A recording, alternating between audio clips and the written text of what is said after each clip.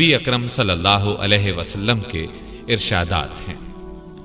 لوگوں پر ایک ایسا زمانہ آئے گا کہ دین پر قائم رہنے والے کی حالت اس شخص کی طرح ہوگی جس نے انگارے کو مٹھی میں پکڑ رکھا ہو۔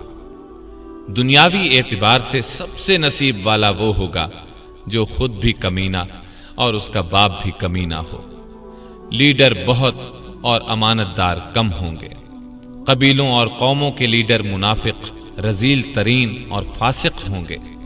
بازاروں کے رئیس تاجر ہوں گے۔ پولیس کی کثرت ہوگی، وہ ظالموں کی پشت پناہی کرے گی۔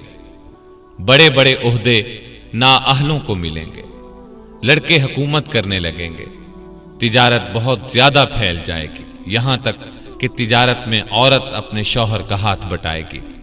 ناپ تول میں کمی کی جائے گی۔ لکھنے کا رواج بہت بڑھ جائے گا، مگر تعلیم صرف دنیا کے لیے حاصل کی جائے گی۔ قرآن کو گانے بجانے کا آلہ بنا لیا جائے گا، یعنی گا گا کر پڑھیں گے۔ ریا، شہرت اور مالی فائدے کے لیے قرآن کو گا گا کر پڑھنے والوں کی کثرت ہوگی۔ فقہا کی قلت ہوگی۔ علماء کو قتل کیا جائے گا۔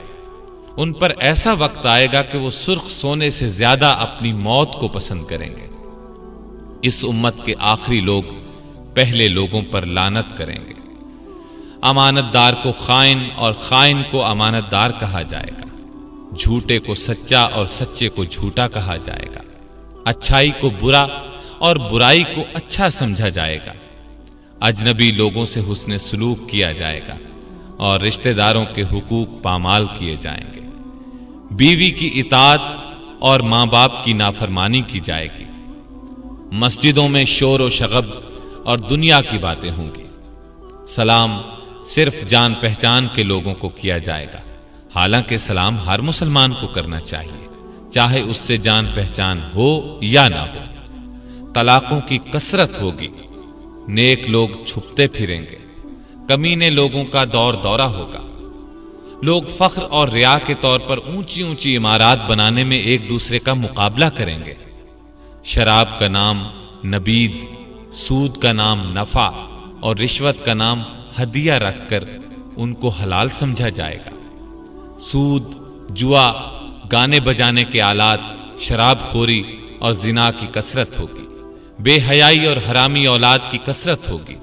دعوت میں کھانے پینے کے علاوہ عورتیں بھی پیش کی جائیں گی۔ اچانک اموات کی کثرت ہوگی۔ لوگ موٹی موٹی گدیوں پر سواری کر کے مسجدوں کے دروازوں تک آئیں گے۔ ان کی عورتیں کپڑے پہنتی ہوں گی، لیکن لباس باریک اور چست ہونے کی وجہ سے ننگی ہوں گی۔ ان کے سر بختی اونٹوں کے کوہانوں کی طرح ہوں گے، یعنی وہ اس طرح بال بنائیں گی تو اونٹ کے کوہان نظر آئیں گے۔ مٹک مٹک کر چلیں گے، لوگوں کو اپنی طرف مائل کریں گے۔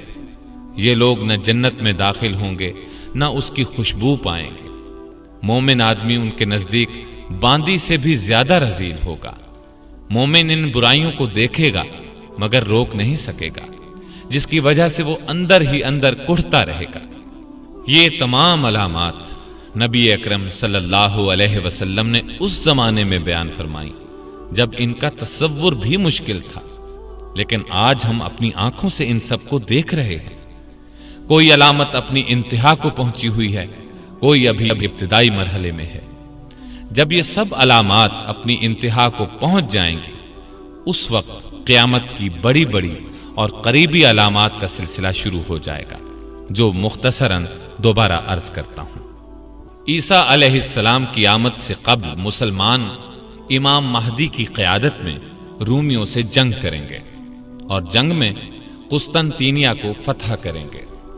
جب یہ لوگ مال غنیمت جمع کر رہے ہوں گے تو شیطان کی طرف سے دجال کے نکل آنے کی جھوٹی خبر مشہور ہوگی۔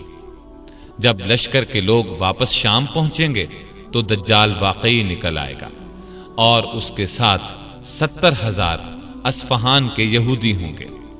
جب دجال کا فتنہ اپنے عروج پر ہوگا تو اس وقت عیسیٰ علیہ السلام کا دمشق کی مشرقی سمت سفید مینارے پر فجر کے وقت نزول ہوگا۔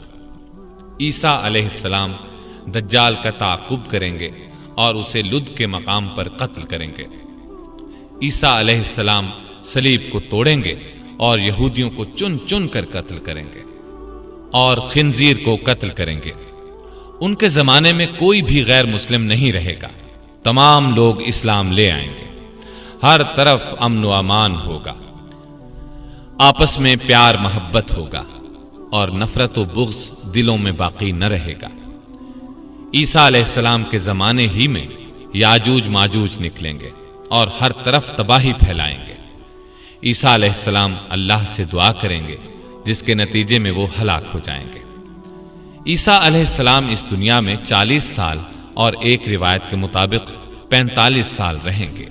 उनके जमाने में पूरी दुनिया में एक भी काफिर नहीं रहेगा।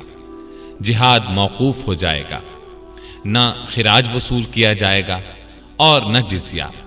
मालो ज़र की फरावानी होगी। जब आपकी वफात होगी तो मुसलमान आपकी नमाज जनाजा पढ़ेंगे और आपको दफन करेंगे। ईसा अलैहिस्सलाम की वफात के बाद एक जानवर जमीन से निकलेगा जो लोगों से बातें करेगा। उसके बाद जमीन में धंस जाने के 3 वाक़यात होंगे, एक मशरिक में, दूसरा मगरिब में और तीसरा जजीरा अरब में। क़यामत की एक बहुत बड़ी अलामत यह होगी कि सूरज एक रोज मगरिब से तुलू होगा, जिसे देखते ही तमाम काफिर ईमान ले आएंगे। लेकिन इस अलामत के जाहिर होने के बाद किसी का ईमान लाना कबूल नहीं किया जाएगा और गुनाहगार मुसलमानों की उस वक्त की तौबा भी कबूल न होगी। एक खुशगवार हवा चलेगी, वो तमाम मोमिनीन की रूहें कब्ज कर लेगी और कोई मोमिन पूरी दुनिया में जिंदा नहीं रह जाएगा। फिर दुनिया में सिर्फ बदतरीन लोग रह जाएंगे।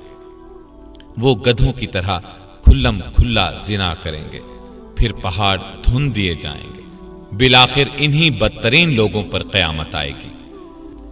जमीन नीचे से ऊपर तक कपकपाएगी और जितने मुर्दे इसमें हैं सबको निकाल बाहर करेगी। पहाड़ उस दिन धुनी हुई रुई के गालों की तरह उड़ते फिरेंगे। जमीन लपेट दी जाएगी।